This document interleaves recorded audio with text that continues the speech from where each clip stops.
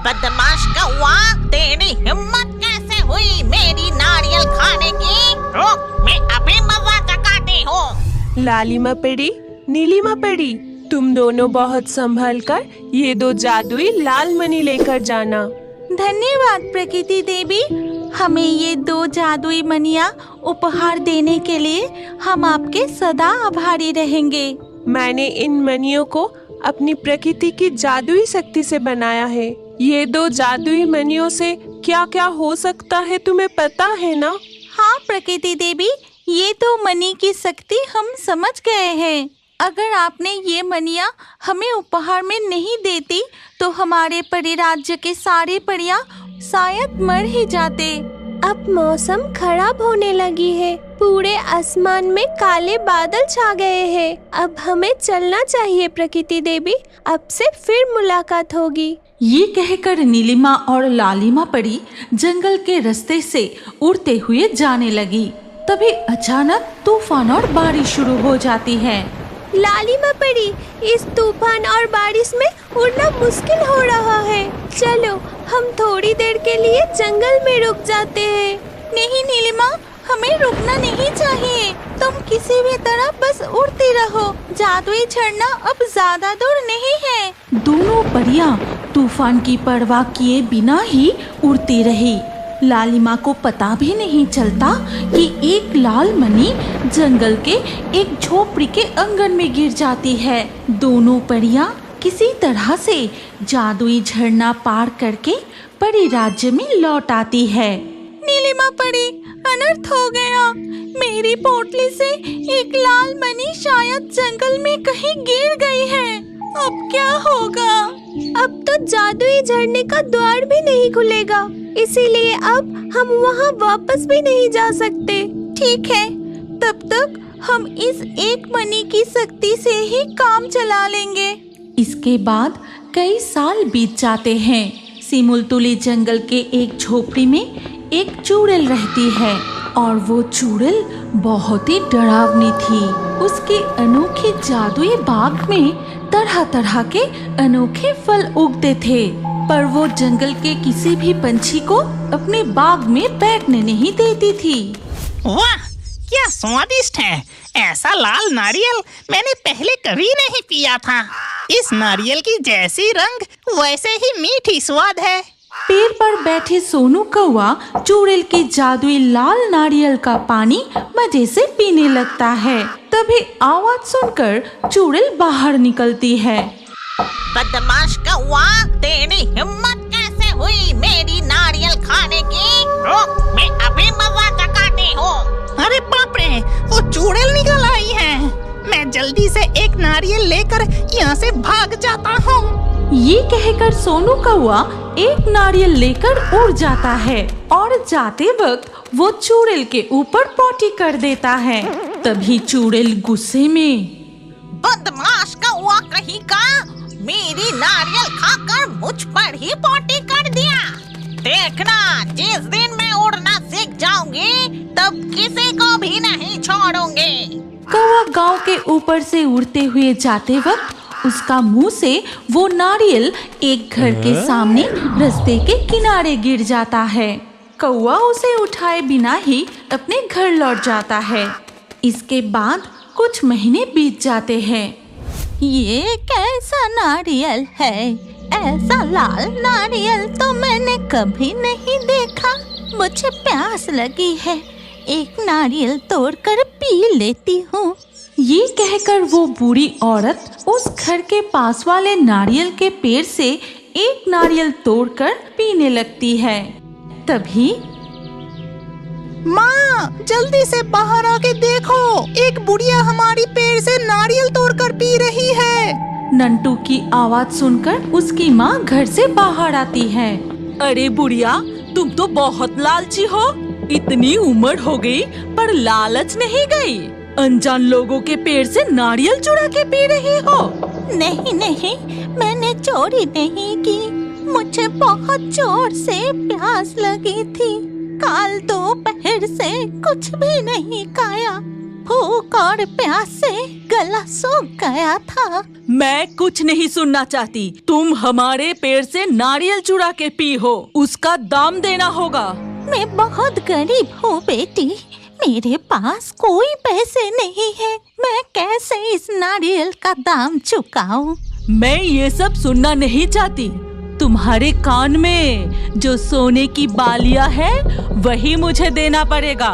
एक नारियल के बदले में मेरी सोने की बालियां ले लोगी? मेरे साथ ऐसा अन्याय मत करो। तुम चुपचाप वो बालियां दोगी या नहीं? नहीं तो मैं चोर चोर करके चिल्ला के सबको बुलाऊंगी। देती हूँ, रुको, मैं अभी देती हूँ। ये कहकर बूढ़ी अपनी सोने की बालियां उस औरत को देकर वहाँ से चली जाती है। माँ, इस लाल नारियल की वजह से हमारी अच्छी कमाई हो जाती है। जो भी गलती से इस पेड़ से नारियल तोड़कर पीती है, तुम उससे झगड़कर पैसा वसूल लेती हो। इसके बाद वो बूढ़ी एक नदी किनारे जाकर वहाँ बैठे रोने लगती है। मेरी सोने की बालियां मुझसे वो छीन ली, अब मैं क्या करूं? तभी लालिमा परी और नीलिमा परी उस रास्ते से उड़ती हुई जा रही थी। रोने की आवाज सुनकर वो बूढ़ी के पास आती है। अरे बूढ़ी अम्मा, ऐसे रो क्यों रही हो? क्या हुआ है तुम्हें? कौन हो तुम दोनों? देख रही हूँ तुम दोनों की पंख भी है। क्या तुम परियां हो? हाँ, हम दोनों परियां है। मैं हूँ नीलिमा और ये है लालिमा। बारिश में मेरी घर की छत टूट गई है। काम की तलाश में मैं इस गांव में आई थी, लेकिन वो अनोखी लाल नारियल खाने पर वो औरत मेरी सोने की बालियां ले ली। क्या कहा? लाल नारियल का पेड़? हमें जल्दी बताओ, वो पेड़ कहाँ है? इसके बाद बूढ़ी दोनों परियों को उस लाल नारियल के पेड़ का पता बता देती है। धन्यवाद बूढ़ी अम्मा, मैं आपकी मदद करना चाहती हूँ। ये कहकर लालिमा परी जादू से बूढ़ी के टूटा हुआ घर ठीक कर देती है। फिर जादू से एक अंडा ले आती है। ये लो, आप ये अंडे को रखो और आप अपने घर लौट जाओ। मेरी घर तो टूट गई है, मैं वापस जाकर क्या करूँगी? आप वापस जाके देखिए, आपका घर पहले जैसा हो गया है। इसके बाद लालिमा परी और नीलिमा परी उड़कर उस घर के सामने लाल नारियल के पेड़ के पास आती है। हमारे खोए हुए उस लाल मनी से एक पेड़ तो नहीं उग सकते, उस जादुई मनी से बहुत सारे पेड़ बने होंगे। जरूर आसपास ही कहीं जादुई फलों का बाग हो सकता है। ये कहकर लालिमा और नीलिमा परी उड़ते हुए जंगल के अंदर जाती है। फिर उन्हें उस जादुई बाग नजर आती है। देखो नीलिमा, हमारी लाल मनी यही कहीं गिरी थी। जरूर उसी से ही इतने सारे पेड़ उगे हैं। चलो हम अपने लाल मनी वापस ले चलते हैं। ये कहकर दोनों परियां बाग में प्रवेश करते ही देखती है एक डरावनी चुड़ैल उस जादुई फलों की पहरा दे रही है। लालिमा, वो चुड़ैल बहुत डरावनी है। हमें जल्दी से इस जंगल में जादू करके हमारी लाल मनी वापस लेनी होगी। फिर लालिमा परी जादू करने ही वाली थी कि तभी वो डरावनी चुड़ैल उनके सामने आ जाती है। तभी कौन हो तुम लोग जो मेरे बाग में घुस आए? इस बगीचे में मैं किसी भी पंछियों को बैठने नहीं देती और तुम दोनों बिना अनुमति के घुस आए। हम तुम्हारे बाग के फल खाने नहीं आए, हम अपने जादुई लाल मनी ले जाने आए हैं और वो मनी लेकर हम अभी यहाँ से चले जाएंगे। क्या कहा? जादुई लाल मनी? यहाँ कोई लाल मनी नहीं है, तुम दोनों अभी चले जाओ। लालिमा परी पूरे बाग में जादू प्रयोग करते ही सारे जादुई फलों की पेड़ साधारण पेड़ में बदल जाती है और उनके सामने मिट्टी से बाहर आती है वो जादुई लाल मनी। साथ ही साथ लालिमा परी उस मनी को उठा लेती है। ये क्या? मेरी रंग बिरंगी फलों की पेड़ बदल के साधारण फलों के पेड़ कैसे बन गए? मेरे बगीचा पहले जैसा बना दे, नहीं तो मैं। ये कहकर चुड़ैल उन्हें पकड़ने जाती है और तभी लाली मपड़ी और नीली मपड़ी उड़कर वहाँ से भाग जाती है। रुक जाओ, मैं कहती हूँ रुक जाओ, मेरे बगीचे पहले जैसे कर दो। ठीक है, वही होगा। और तीसरी इच्छा? मेरी तीसरी ख्वाहिश ये है कि मेरी गहनों की बक्सा तरह तरह के गहनों से भर जाए। मैंने तुम्हारी 3 मनोकामनाएं पूरी की। तुम हमेशा अपने सिर पर घूंघट ओढ़ कर क्यों रखते हो? तुम जरूर घूंघट के पीछे कुछ छुपाती हो। घूंघट को जरा हटाओ तो। इतना कहकर चुमकी ने अपनी भाभी का घूंघट खींचकर हटा दिया। फिर कहा, माँ, माँ, जल्दी रसोई में आकर देखो, कैसे लड़की को हमारे घर की बहू बनाकर लाई। बेटी की चीख सुनकर राधिका की सास दौड़कर रसोई में आई।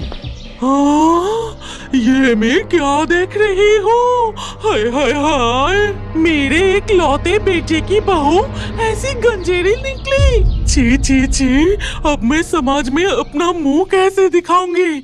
मैं इसे अपना बहू नहीं मान सकती। माँ, आप ऐसा क्यों कह रही हैं? मैंने अपने बालों के लिए कई इलाज करवाए और कई तरह के तेल, जड़ी बूटियाँ सब कुछ इस्तेमाल किए, लेकिन फिर भी। मैं कुछ नहीं सुनना चाहती। मैं अपने राजकुमार जैसे बेटे की फिर से शादी करवाऊंगी। हाँ माँ, कोई सुंदर लड़की देखकर फिर से भैया की शादी करवा दो। इस तरह सास और ननंद मिलकर रोजाना राधिका की बालों को लेकर अपमान करते। ये सब सहन ना कर पाने के कारण राधिका हर दिन अकेले नदी किनारे बैठकर रोती थी। ना जाने और कितने दिनों तक मुझे इस तरह अपमान सहना पड़ेगा। मेरे पतले बालों के लिए मैं और क्या ही कर सकती हूँ। मुझसे ये सब और सहन नहीं होता। उधर तब राधिका की सास खाट पर बैठे। अरे चुमकी, जरा मेरे लिए एक गिलास पानी तो ला, बहुत प्यास लगी है। उफ, फिर से वही काम। इतना काम मैं नहीं कर सकती। पता नहीं वो आलसी भाभी कहाँ चली गई। ठीक है, मैं पानी लेकर आती हूँ। ये कहकर चुमकी घर से निकलकर कुएं की ओर गई। फिर कहा, मैं इस भारी बाल्टी को कुएं से नहीं खींच सकती। भाभी से ही पानी भरवाऊंगी और फिर जाकर मैं माँ को दूंगी। लेकिन ये आलसी भाभी कहाँ गायब हो गई, वो देखती हूँ। उधर राधिका तब भी नदी के किनारे उदास बैठे फूट फूट कर रो रही थी। उसकी इस हालत को देखकर 3 सिरों वाली चल पड़ी। ये बेचारी बहू कितनी तकलीफ सहन करती है। इसके वालों की वजह से हर रोज घर वाले कितनी अपमानित करता है। मुझे उसे मदद करना चाहिए। ये कहकर 3 सिरों वाली चल पड़ी नदी के घाट पर राधिका के पास जाके बोली, राधिका, मैं तुम्हारी 3 इच्छाएं पूरी करना चाहती हूँ। तुम्हें जो चाहिए मुझसे मांग सकती हो। तुम कौन हो? तुम्हारी 3 सिर हैं और पैरों की जगह मछली जैसी पूंछ। तुम कितनी सुंदर और मायावी हो। मैं हूँ 3 सिरों वाली जादुई जलपरी। मैं हर रोज तुम्हें इस नदी के किनारे रोते देखती हूँ। तुम्हारा दुख मुझसे और सहन नहीं हुआ, इसीलिए मैं तुम्हारे सामने आई, वरना मैं किसी इंसान को दिखाई नहीं देती। नदी के घाट पर 3 सिरों वाली जलपरी के साथ राधिका की सारी बातें दूर से छुपकर सुन रही थी राधिका की ननंद चुमकी। अरे, ये मैं क्या देख रही हूँ? उस मायावी 3 सिरों वाली जलपरी से भाभी को 3 इच्छाओं पूरी करने की वरदान मिलेगी, लेकिन मैं ऐसा होने नहीं दूंगी। वो तीनों वरदान मुझे चाहिए। चुमकी वहाँ से निकलकर नदी के किनारे उनके तरफ जाती है। राधिका, लगता है इस तरफ कोई आ रहा है। मुझे अभी जाना होगा, लेकिन चिंता मत करो। जब भी तुम अकेले इस घाट पर आओगी, मैं तुम्हारी 3 इच्छाएं पूरी करने आऊंगी। अब मैं चलती हूँ। इतना कहकर 3 सिरों वाली जादुई जलपरी नदी में डूबकर अदृश्य हो गई। फिर चुमकी नदी के किनारे आकर राधिका से बोली, अरे महारानी, घर के सारे काम कौन करेगा? यहाँ नदी के घाट पर आराम से बैठी हो, घर चलो, बहुत सारे काम पड़े हैं। फिर चुमकी राधिका को कुएं के पास ले जाकर पानी उठाने के लिए कहा। इसके बाद एक गिलास पानी लेकर चुमकी अपनी माँ को देने के लिए चली गई।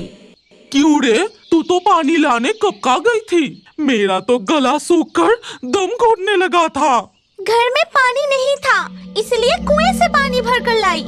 सारा दिन मैं ही काम करती रहती हूँ और भाभी इधर उधर घूमती रहती है। बहू, अरे बहू, जल्दी से मेरे कमरे में आओ। तुम घर के काम छोड़कर इधर उधर घूमती रहती हो।